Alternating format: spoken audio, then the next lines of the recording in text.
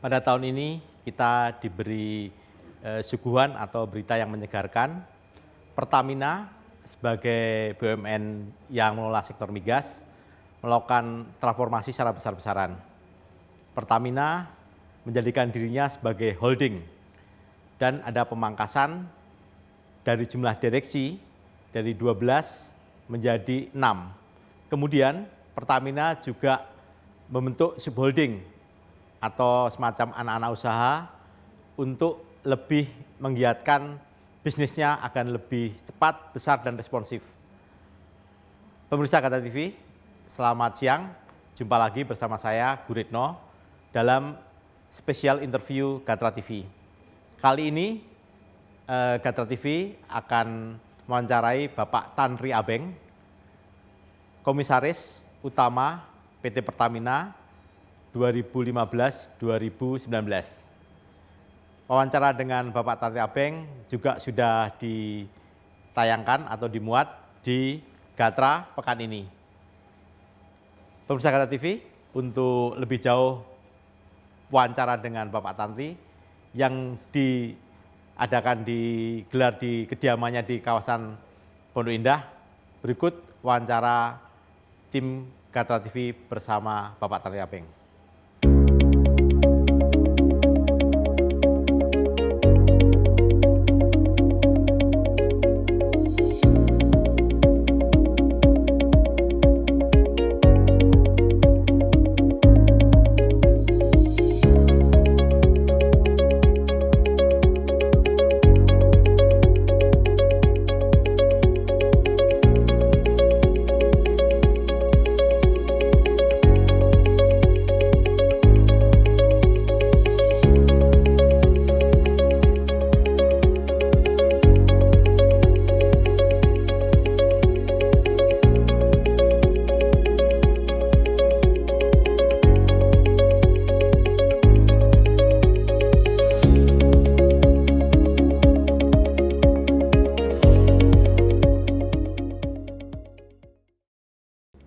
Apakah langkah menjadikan Pertamina sebagai holding migas sudah tepat? Menarik itu. Dan saya gembira bahwa akhirnya Pertamina jadi holding itu sudah jadi gitu ya. Tapi itu kan berarti belum selesai pekerjaannya. Tapi latar belakangnya saya bisa berikan dulu berdasarkan pengalaman dan apa yang saya lakukan. Tak kala saya bergabung dengan Pertamina pada pertengahan 2015 ya. Yang saya amati pertama kali masuk di Pertamina itu seperempat abad tertinggal. Di mana seperempat abadnya itu? Seperempat abad tidak pernah menemukan cadangan. Ya. Seperempat abad tidak pernah melakukan pembenahan di kilang. Nggak memiliki kilang sama sekali. Jadi kilang itu tidak saja tidak memiliki kapasitas, tetapi juga kualitasnya bukan kualitas internasional. Jadi ketinggalan kan? Dan sangat tidak efisien. Kemudian kan kapasitasnya sendiri hanya separuh dari kebutuhan. Nah itu sudah seperempat abad itu tidak diapa-apain. Sehingga harus impor dan sebagainya Pak ya? Iya, jadi ya memang di easy way impor lah gitu ya. Nah, lalu kemudian yang paling parah ya, saya lihat di Pertamina, itu SDM-nya, human resource-nya.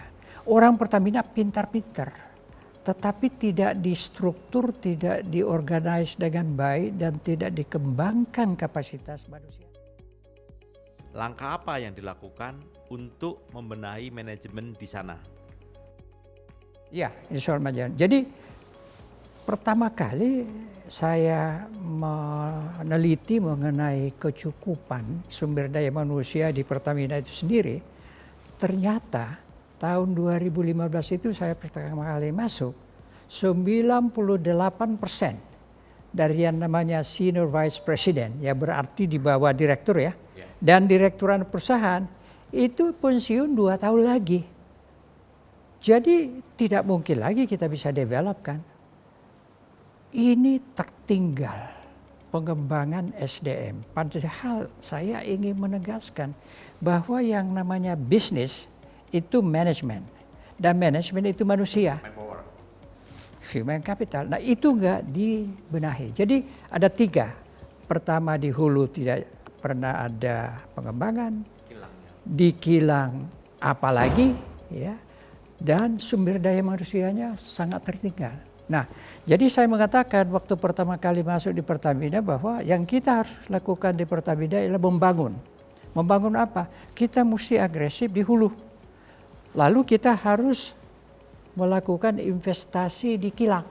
Makanya kita menunjuk yang namanya direktur mega project itu loh, ya, untuk ya menjadi kenapa? Itu kan dibutuhkan kira-kira 30 billion dollars ya. Iya, investasinya saja ya. Jadi itu tersendiri. Nah, lalu kemudian kilang-kilang yang sudah ada itu segera diperbaiki yang namanya Refinery Development Program ya. Jadi itu bermitra dengan asing, tapi Pertamina kan punya dana yang cukup. Jadi sebenarnya bukan masalah di situ, ya. Masalah lain yang ada di sana apalagi? Nah, jadi 3 masalah ini yang kita usahakan membenahinya, tapi yang jadi masalah di Pertamina itu adalah terlalu seringnya pergantian dirut. Waktu saya di sana ya, saya 4,5 tahun. Saya bekerja sama dengan dirut, 3 dirut. Bagaimana mungkin langkah-langkah strategis yang kita sudah bangun itu bisa dilaksanakan kalau dirutnya diganti. Nah, bukan dirutnya saya. Setiap kali penggantian dirut yang baru ganti juga beberapa direksi. 18 direksi diganti dalam jangka waktu 4 tahun. Bayangkan, mana mungkin perusahaan seperti Pertamina yang begitu besar, begitu vital, itu dilakukan pergantian direksi di mana sumber daya manusianya juga tidak terstruktur dengan baik. Ya kan pintar saja tidak cukup. Anda harus memiliki kompetensi manajerial, kompetensi kepemimpinan selain daripada teknikal. Nah, yang 2 ini kurang gitu ya. Nah, lalu saya memprakarasai retreat pada waktu itu. Pertama kali saya masuk ya. Retreatnya itu berapa tahun Bapak masuk ke Pertamina itu? Baru 5 bulan saya sudah menjalankan retreat. Dan retreat itu akhirnya tiap tahun. Apa hasil dari retreat yang dilakukan? Belum. Ya sebenarnya yang sekarang ini adalah hasil pemikiran retreat itu. Jadi retreat yang pertama kita lakukan di Solo. Semua anggota direksi, semua anggota komisaris sama senior eksekutif kita kumpul. Nah, di situ saya sudah melemparkan ide bahwa Pertamina ini gajah gemuk yang tidak bisa berdansa. Padahal Pertamina itu harus memiliki speed, harus memiliki kecepatan bergerak gitu ya. Lalu saya mengusulkan bahwa kita kurangi eksekutif direksi yang ada di atas. Kita turunkan direksi itu menjadi dirut anak perusahaan. Tapi kan waktu itu belum ada anak perusahaan hulu, belum ada. Yang cucu yang sekarang ini kan ada PHE dan lain-lain. Tidak ada itu, tidak ada di Kilang juga tidak ada. Juga belum menyatu antara Pertagas sama PGN ya Pak? Nah, belum juga ya. Nah itu proses itu. Nah, jadi kalau Anda melihat yang sekarang itu sebenarnya hasil pemikiran 5 tahun yang lalu. Tapi karena begitu seringnya berganti dirut dan direksi, kita kewalahan sebagai anggota Dewan Komisaris ya teman-teman. Saya sebagai komut kan. Bayangkan saya setiap kali pergantian kan saya mesti turun tangan nih. Nah, jadi pergantian-pergantian itu sangat tidak mendukung proses daripada restrukturisasi Pertamina itu. Ya. Apakah seringnya penggantian dirut karena kencangnya nuansa politis. Selalu dimasuki recokin nilai politisnya juga nggak akan besar. Ya itu saya kira terbukti daripada pergantian-pergantian yang betul-betul tidak terencana. Kalau di Telkom, saya komut 7 tahun di Telkom, itu terencana. Karena apa? Telkom itu kan listed company, jadi tidak seenaknya bisa diganti. Kalau di Pertamina besok mau diganti, dipanggil aja ke kementerian, ganti lagi misalnya, ya. Nah, dalam proses pergantian itu saya hampir yakin bahwa terlalu banyak tarik-menarik kepentingan politik. Mestinya kan kalau itu keputusan dari menterinya, pemegang sahamnya kan kuasa pemegang saham kan Menteri BUMN. Waktu saya menteri tidak ada yang bisa campur tangan. Saya putuskan dan tidak ada yang bisa melakukan intervensi. Karena bagi saya yang penting presiden proteksi saya. Saya tidak perlu pusing dengan ada politik dari mana-mana, tidak perlu. Jadi fix. Nah, maka yang terjadi di Pertamina adalah menurut saya karena kepentingan banyak orang di situ ya. Duit banyak di situ kan. Jadi ada politisasi lah menurut saya ya. Dari manapun datanya itu pasti ada lah. Kalau tidak kenapa harus ada pergantian begitu cepat misalnya ya. Dan jangan lupa setiap ada pergantian dirut baru itu tidak bisa langsung, bukan dirut baru langsung dituju. Ada pelaksana tugas dulu, berarti belum siap kan? Jadi Pertamina itu perusahaan yang kelas dunia dari segi aset dan revenue dikelola seperti itu. Nah, apakah pemangkasan direksi Pertamina sebagai holding sudah tepat? Nah, jadi kan begini, seperti saya katakan tadi, ini adalah hasil dari pemikiran pertama 5 tahun yang lalu kan. Cuma tidak bisa berjalan karena terlalu banyak pergantian. Nah, saya harus terima kasih kepada Menteri BUMN yang sekarang ya. Yang bisa mengambil sikap dan menetapkan bahwa Pertamina menjadi holding. Karena memang sudah seyogyanya demikian. Jadi Pertamina itu yang saya katakan kalau dulu bayangkan saja ya. 11 direksi kan.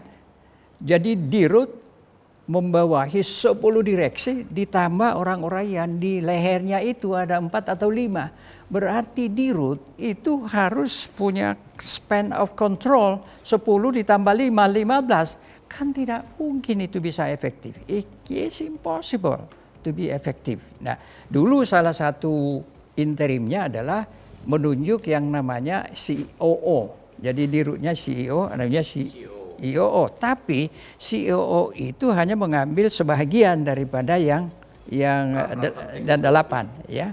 Nah, memang terjadi itu tetapi salah.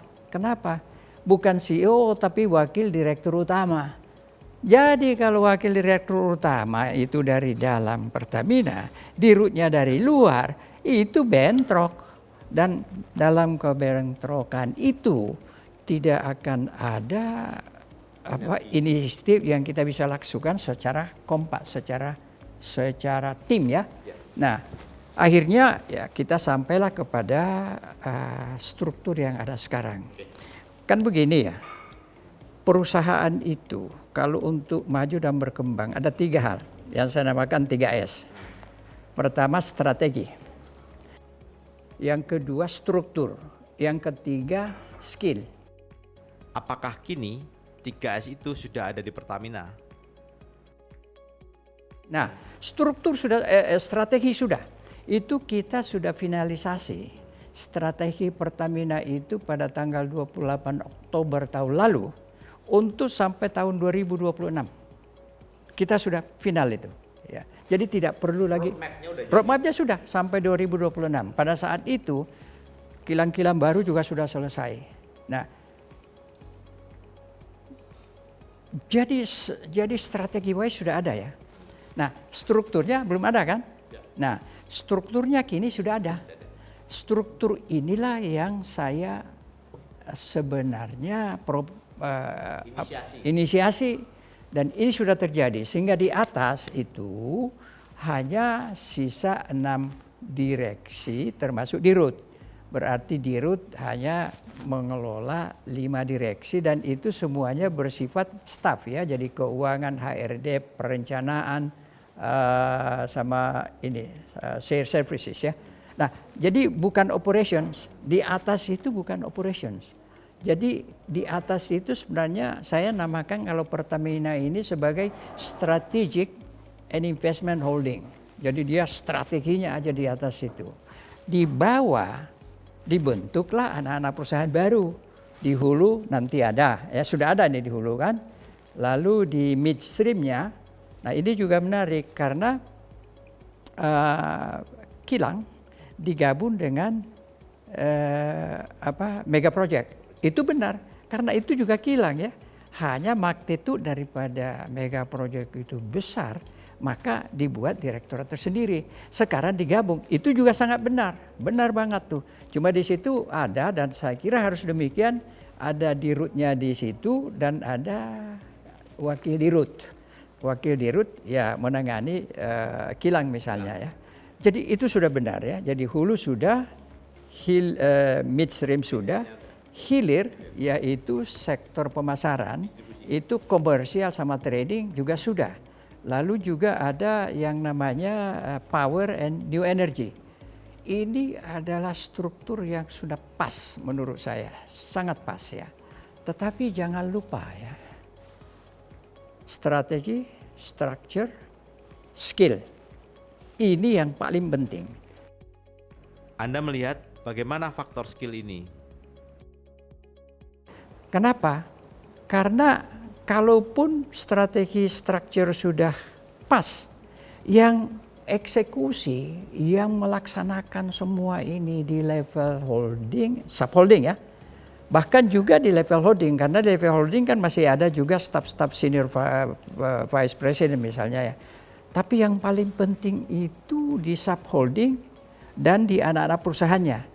Itu yang harus kita develop, kemampuan leadershipnya, kemampuan manajerialnya, dan yang tidak kurang pentingnya, yang saya namakan attitude, perilakunya, culture. Kenapa? Pertamina itu kan pada dasarnya monopolis. Hampir semua perusahaan-perusahaan monopolis itu tidak efisien. Dan paradigma daripada orang-orangnya itu paradigma yang menunggu tapi tidak jemput bola misalnya ya. Bagaimana mengubah mindset itu? That is a very interesting question. Saya baru mengusulkan, sebenarnya waktu saya masih di Komut di sana, saya sudah bicara dengan direksi dan khususnya direktur HRD. Jadi baru saja kita putuskan ya, saya walaupun di luar, saya mengatakan saya tidak enak meninggalkan Pertamina dengan kondisi HRD yang seperti ini. Jadi saya bilang saya akan bekerja dari luar. Nah, saya sudah membangun suatu sistem bagaimana nanti kita akan mentrain anak-anak yang ada di sana, karena mereka itu orang-orang yang pintar kan. Tapi make sure bahwa mereka ditempatkan di tempat yang benar dulu kan. Nah, itu urusan Pertamina.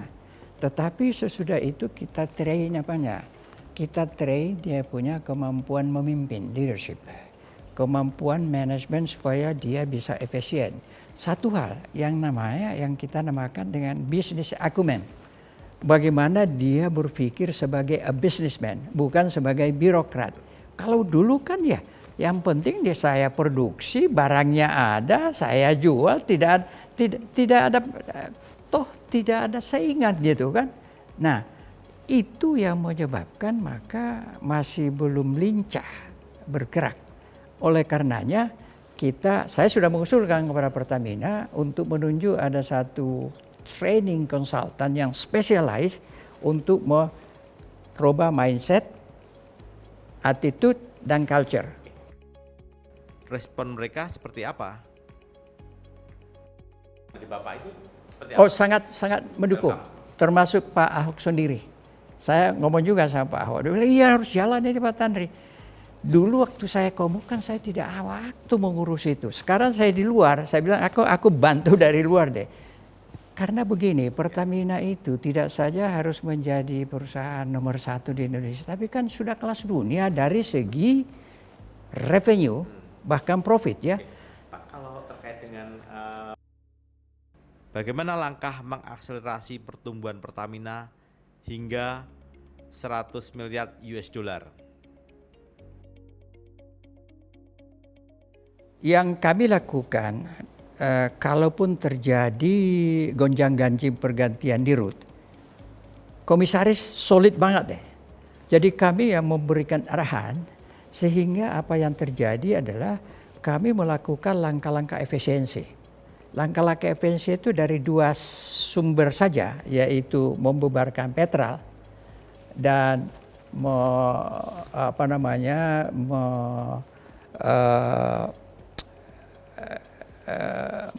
bukan lagi mengurangi ya, tetapi memutuskan kebocoran itu.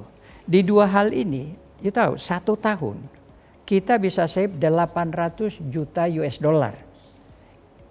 800 juta US dollar itu kan berapa itu? 8 kali 14 sekarang hampir 12 triliun kan?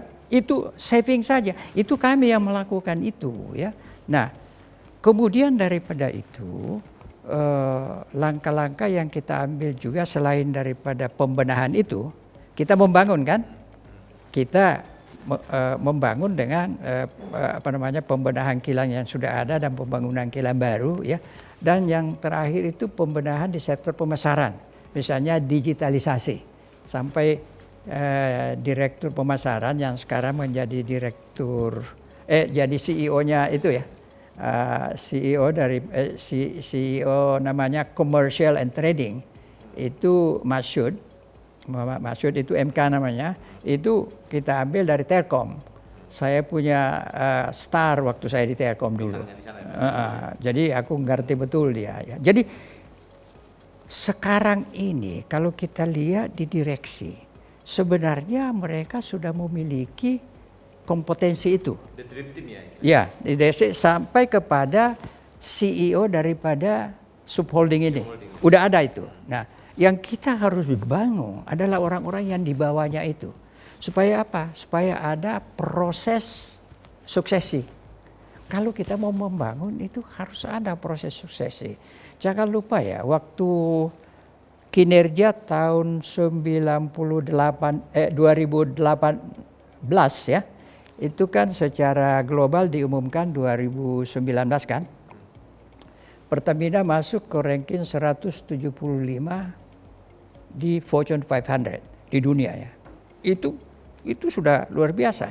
Saya mengatakan bahwa pada tahun 2026 ya, disesuai dengan kita punya roadmap, Pertamina harus masuk ke ranking 100.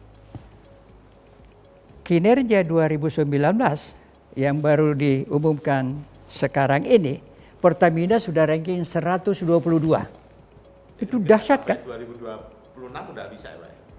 Saya bilang sama Nike ya, pokoknya 2024 kau sudah harus masuk ranking 100. Bayangkan sekarang kita itu, Pertamina itu, ini diambil daripada kinerja 2019 ya. Mungkin kalau 2020 ini kinerjanya lebih bagus lagi, bisa-bisa sudah 2010 lah, 110 ya. Sekarang 122. Mungkin pertama kali dalam sejarah Republik ini ada badan usaha pemerintah lagi yang masuk di ranking 122. Jadi saya berikan selamat kepada teman-teman direksi yang ada sekarang ini. Nah, sekarang Pak Ahok harus memimpin itu supaya bisa mempercepat proses pencapaian ranking 100 di Fortune 500 ini gitu. Pak, kalau Bapak melihat bagaimana dengan tren bisnis ke depan yang harus Pertamina perhatikan? Ya. Bapak melihat 2 faktor itu saya kira itu hal yang harus menjadi perhatian daripada tim manajemen, direksi dan komisaris sekarang ini. Tren daripada perkembangan energi ke depan, ya itu tantangan. Solusinya bagi saya Pertamina itu mengambil langkah-langkah untuk melakukan strategic alliance, aliansi strategis.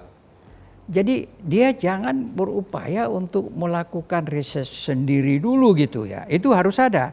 Tapi jangan terlambat gitu ya. The way to do that is strategic alliance, aliansi strategis. Sebenarnya ini sudah terjadi di Kilang kan? Kan di Kilang itu kan bukan kita sendiri yang investasi ya.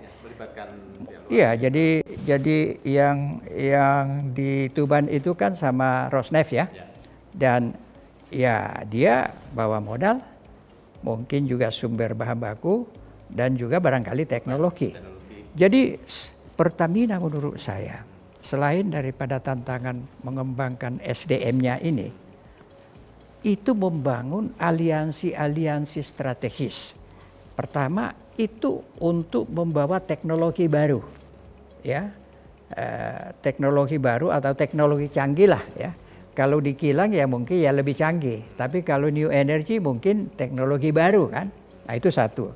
Yang kedua tentu mereka bawa modal dong, ya kan, ya.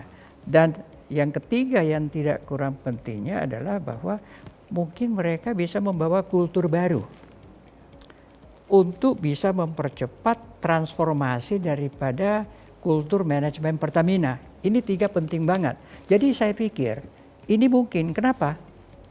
Siapa yang tidak mau bermitra dengan Pertamina? Pasti mau. Kenapa? Pasarnya di sini kok.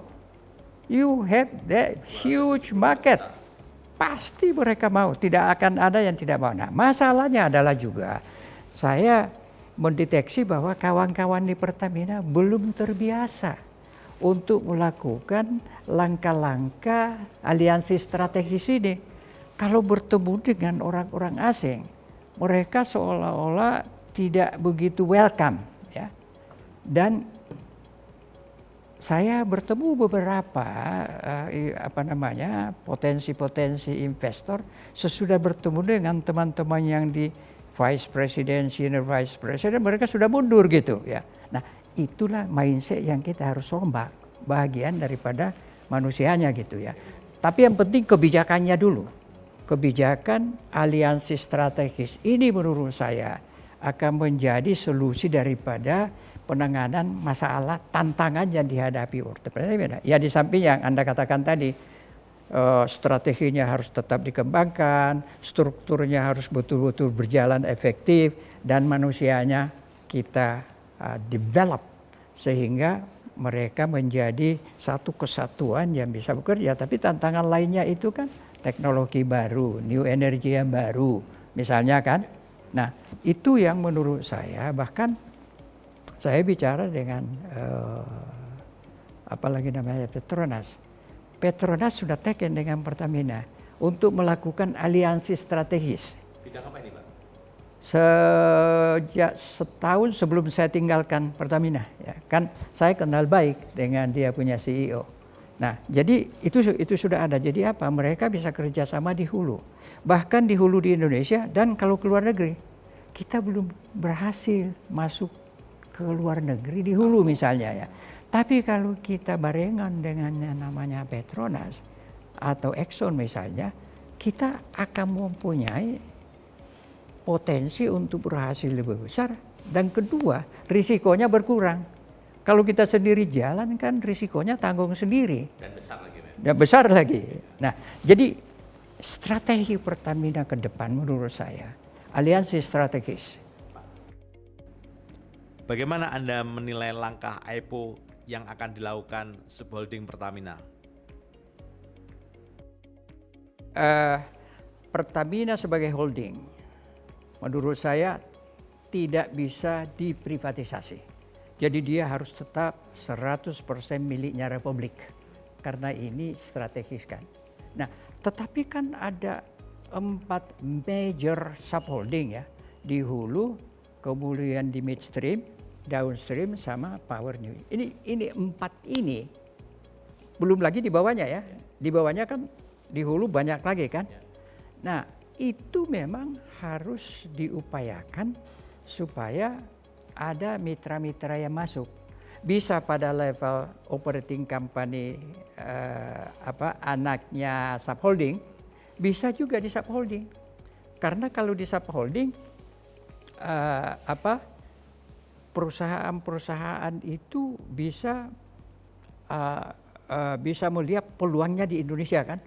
Kalau di subholding berarti dia whole sektor hulu dia masuk di situ.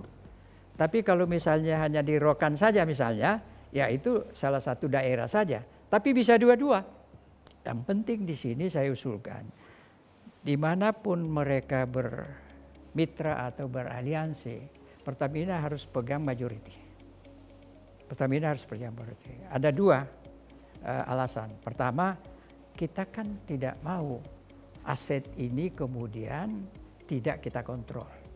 Tapi tidak berarti kita tidak memberikan peluang kepada mitra untuk co-manage. Kalau perlu biar dia yang manage, ya kan?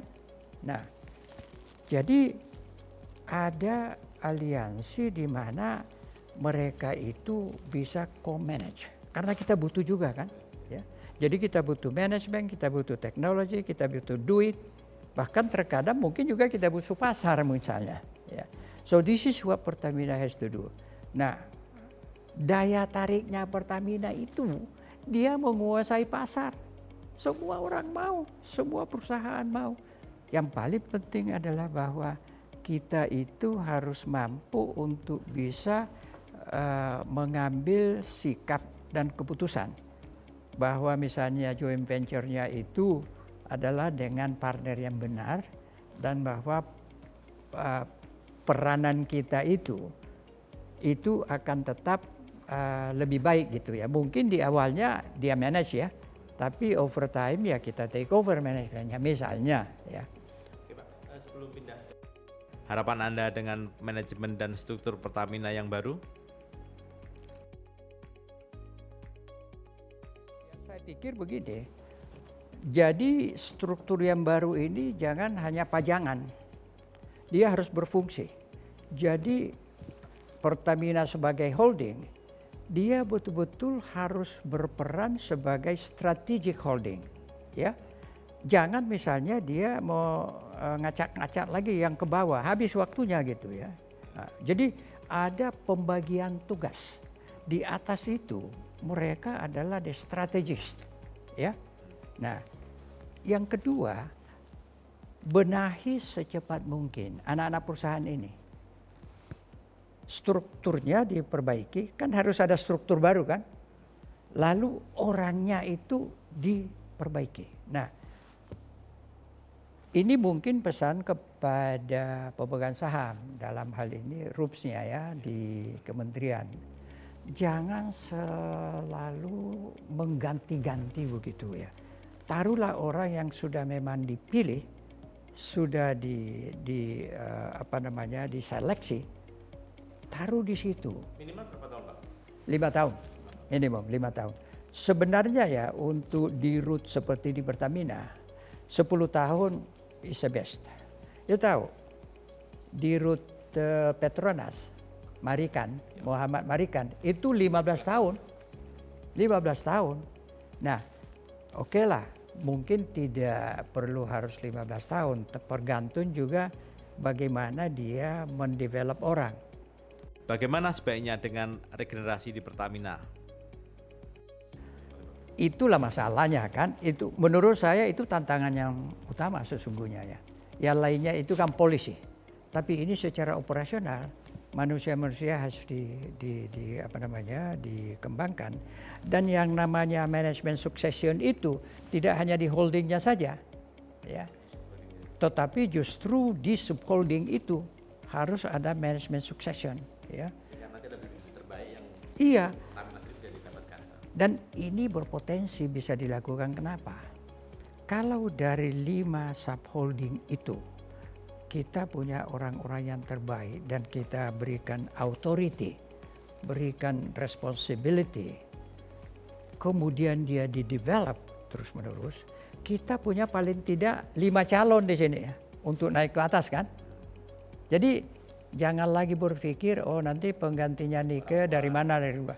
Mulai dari sekarang berpikir, bagaimana mengembangkan dan mendidik, mendevelop orang yang sekarang ada di Pertamina untuk menjadi dirut gitu. Dan direksi-direksi yang lain. Itu pesan saya.